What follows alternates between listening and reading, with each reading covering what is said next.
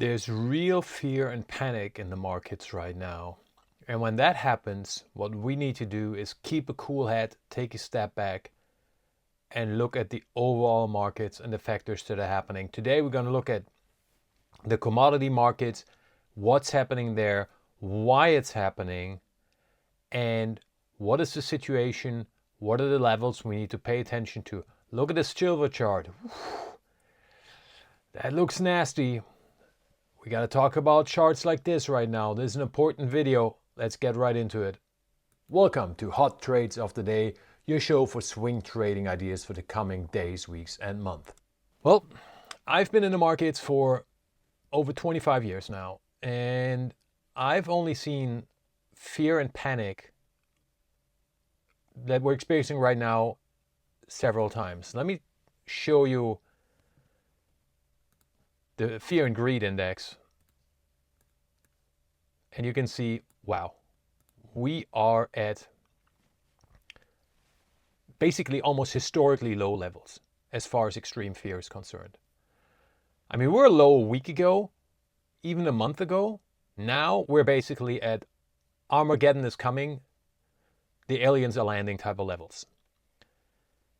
But if we look at the stock market, and shameless plug, we'll talk about the stock markets more in tomorrow's special video. So make sure that you hit the subscribe button, that you don't miss tomorrow's video. Tomorrow we're going to talk stock markets, Mag 7s, what's going on with the equity markets. Today we're going to focus on commodities. But I want to show you, this is the NASDAQ 100.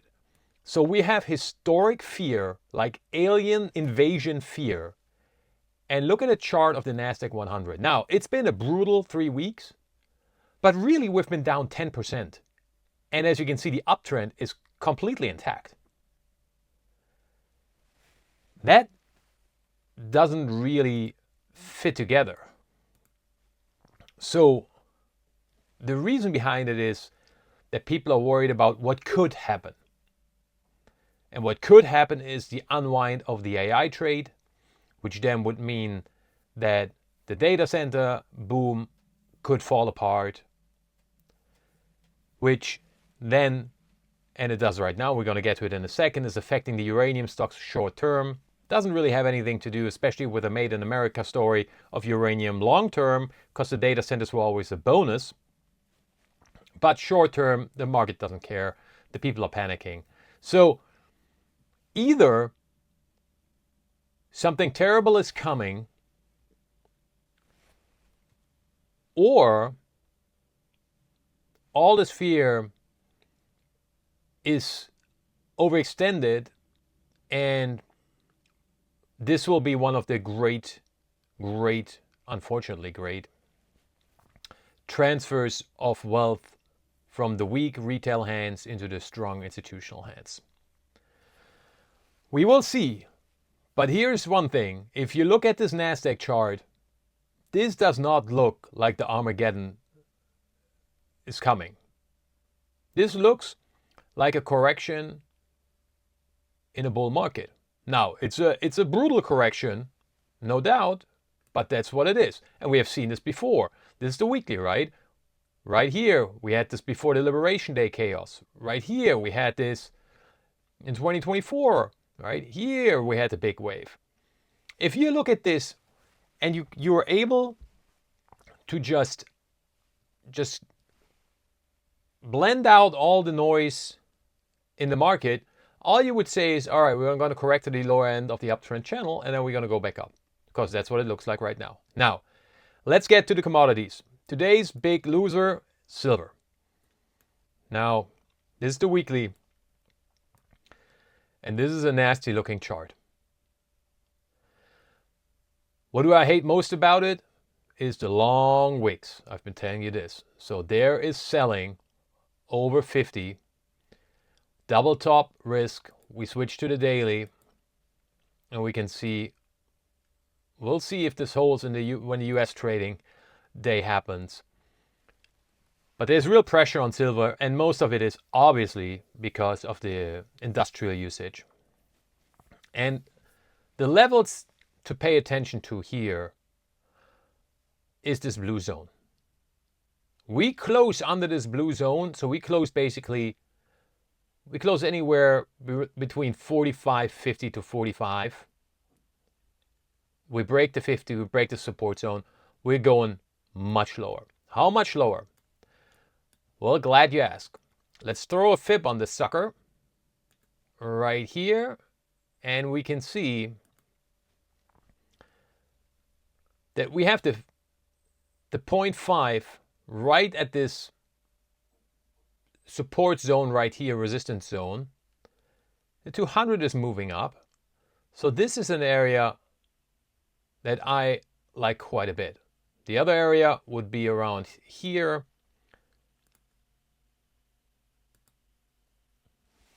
As you can see, it was a resistance zone that we had, and the 200 will hit it. So then we have, and a little bit below it, we have the 618 fib. So this is a zone. If things get really nasty, that's where we're going. First zone again would be this area right here, around 40, 41.50, 41. I will look at silver and the miners once we get down to this area with great interest. Before that, I'm really doing nothing. Because this chart tells me, as I've told you before for weeks now, I don't need to do anything. I don't need to jump into any conclusions. We are breaking the uptrends. So if that is the case, then I don't need to buy the dip right away. I can just wait. Let's take a look at gold. Look, yesterday was a really, really bad day for gold that not many people are talking about enough. Why? What happened? So it's this candle. It doesn't look like much, but what happened is US market opened up. We moved higher and couldn't defend the higher prices and sold off. And that's the reason why we get this red follow-up candle right now. We'll see if this holds. You know the deal. To the upside, it doesn't matter what's going on until we break the downtrend. To the downside, it doesn't matter what we're doing in here as long as the 50 is holding and this new support zone, which is not that significant, but has held up the past 2 times. Anything that comes in between, I'm scratching my beard and I say, okay, whatever, I'm doing nothing. Here are the 2 charts that I'm watching like a hawk right now that are really important and that I highly recommend that you pay attention to. The first one is the dollar. Here's the Dixie again. We talked about it in yesterday's video. If you don't know what I'm talking about here, I recommend you watch yesterday's videos and that you hit the subscribe button. Again, we are establishing ourselves above the 200, the golden line that you see here. We're establishing ourselves above parity. We are confirming this big breakout candle with any strong day, and we are confirming this uptrend. This puts more and more pressure on the dollar shorts. Every strong day, any one of these confirmations that I just told you about. And then it's just a question when the dam is going to break. And that could put additional pressure on the gold price. So we need to watch the dollar. This will also put pressure on some of the other commodities, but the gold price is the one where it's going to have the most severe effect. The other one that I'm watching is oil. So oil is taking a nosedive today. But what really interests me in this, Goldman Sachs came out, right, with their new price target. I think it was 52. But here's the thing that I'm interested in. Oops, let me move this in. Actually, you know what? Let's do this. Weekly, here we go. This is way better to see. So, what I'm watching for is this. If oil doesn't fall to new lows, in this environment right now, with this fear in the market about the US economy and the stock markets unwinding because the AI trade is collapsing, if oil doesn't fall to new lows, this shows me that the low in oil is in. That is the most interesting chart to watch in the whole commodity sector. And we're talking about uranium in a second here. But this is the interesting part. We break below 55, the lower end of the lower blue support zone. We're going lower. Okay. But if we don't, if we establish ourselves somewhere in the blue zone, maybe not even make a new low, we'll see. That is the most interesting signal in the market. This is also the signal, by the way, that the world is not coming to an end.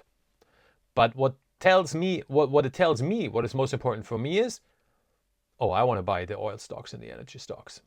So this is what I'm watching. Do I know what it's going to do? I don't. Nobody does. We have fear in the market. Anything can happen. The big loser yesterday were the uranium stocks. They're getting absolutely slaughtered. This is the weekly, and this doesn't look good.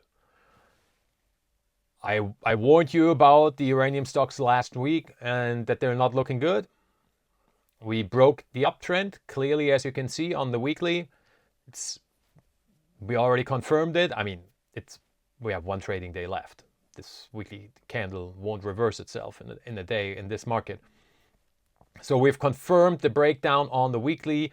We had the retest. You see the long wick in today's week that touched the uptrend from the downside, rejected it, went back down. So now, medium term, we have to look at the lower end of the blue support zone. Below it, we have the 50. We'll see how this goes. The story behind the unwind of the uranium trade is obvious. It's the fear of AI and the data centers. Again, I don't care about, I care about the data centers. I care about AI. I care about, obviously, I'm a uranium bull. But the bull case for uranium was never the data centers. That was the bonus on top. For the Made in America story of the uranium stocks, 20% of the energy of the US comes from uranium, but the US doesn't produce enough uranium to cover this, even closely. That is the original story of the Made in America uranium producers and developers. We're not talking explorers. I'm not interested in uranium explorers. So the data centers were just gravy on top, right? That was the cherry and the sprinkles on the ice cream. But so those might be taken away, and we knew there would be overbuild in the data centers, but there'll still be a lot of electricity demand in the future coming up. But the ice cream is still there, and nothing has changed about the ice cream. And I do love ice cream, so I want to be in on this. So this is a nice chance for me to get in on some stocks. Absolutely getting killed as energy fuels right now, but that's basically because it was completely overhyped by the retail crowd before. It's correcting this Icarus move right here too close to the sun, and as you can see, if you want to ask me, hey, what zone is interesting, I'm not even looking at energy fuels before it hits that blue support zone right here, but then in the middle part it gets interesting. We have this uptrend that has been in place since April. We have the 50-day. So we got a lot of support zones right here that I'm looking at. So $10.50. All right, wake me up when we're hitting that range. Now we're talking. Who's completely falling apart is Oklo. And I warned you about this and told you this was looking bad. And I already gave you out the target zone that we would go to if this uptrend broke. Well, it broke yesterday. If we confirm today, we're going right in this area right here, somewhere between 70 to, I think it was 65. Let me throw in the fib real quick because that was the other.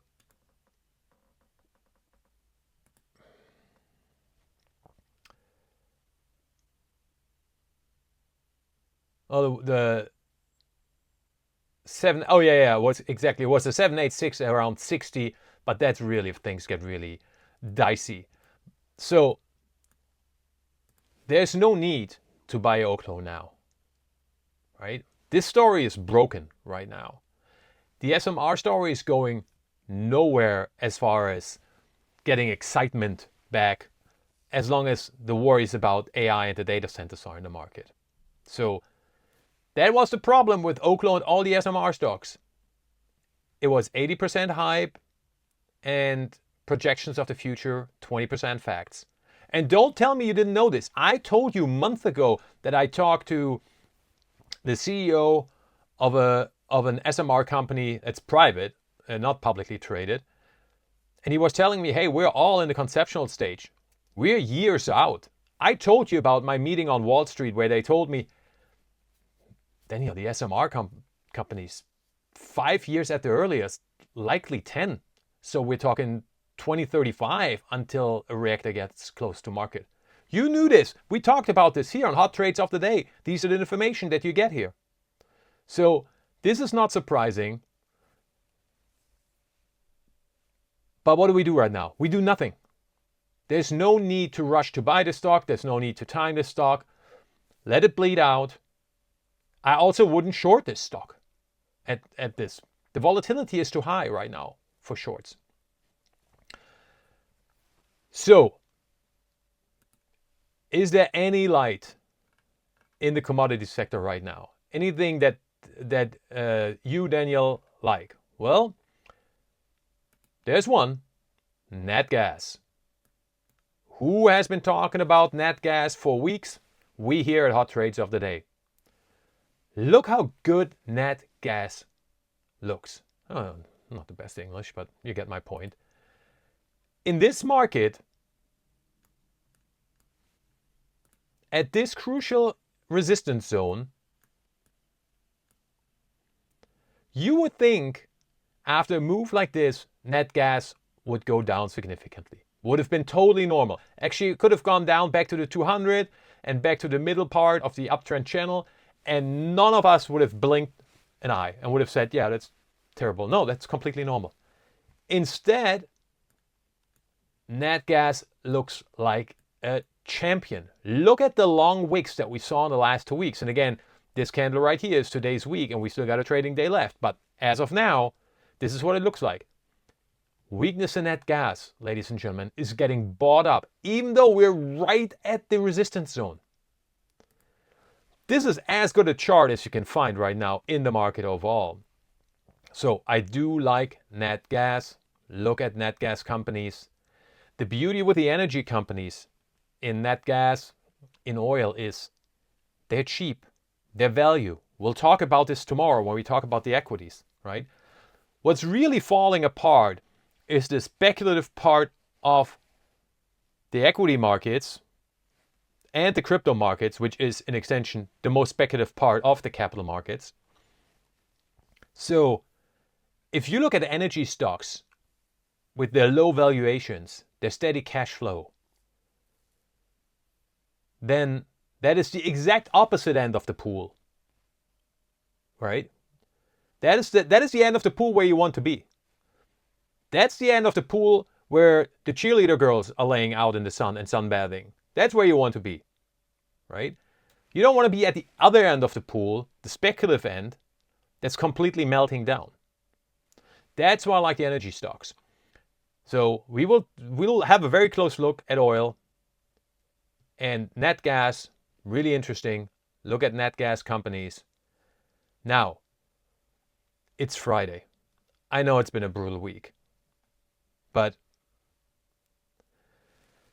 with extreme fear, as we're seeing right now in the market, that's usually when you know the low is not that far off. And we'll talk tomorrow about the the situation in the equity markets, and you'll see it's not as bad as you think. The media is creating a lot of panic. There's a lot of panic with retail investors, and one of the crucial parts, I should just stop talking because this is for tomorrow's video, but this is important for you to know. One of the reasons why the panic is so high now is because we now have a generation of investors that has never seen a bear market before. If you're thinking, man, Wilhelmi, why is he not panicking more? Everybody's panicking. Well, it's because I've been through, I think, 4 or 5 bear markets. I've been in a market when the new economy collapsed. I've been in the market when the commodity super cycle came to an end, 2011, 2010, 11, 12, 2022, COVID crisis. Boy, I've seen it all. Grexit, Brexit, European debt crisis. Guess what? In the end, we always went higher. That's the beauty of it. The aliens didn't land, which I'm kind of happy about. Have a great Friday. Talk to you later. Bye-bye.